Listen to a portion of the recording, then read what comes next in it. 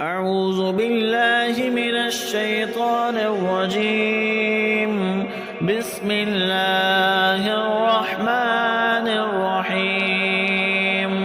لا أقسم بهذا البلد وأنت حل بهذا البلد ووالد وما ولد.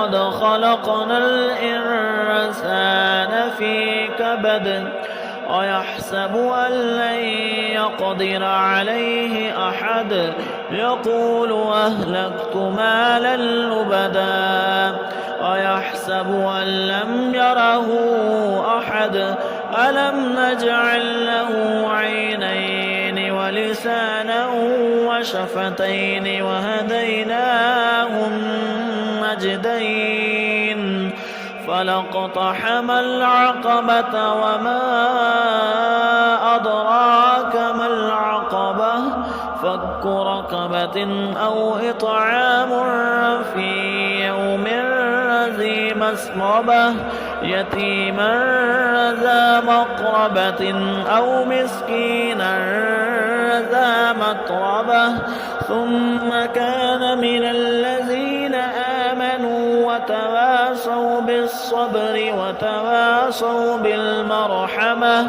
أولئك أصحاب الميمنة والذين كفروا بآياتنا هم أصحاب المشأمة عليهم نار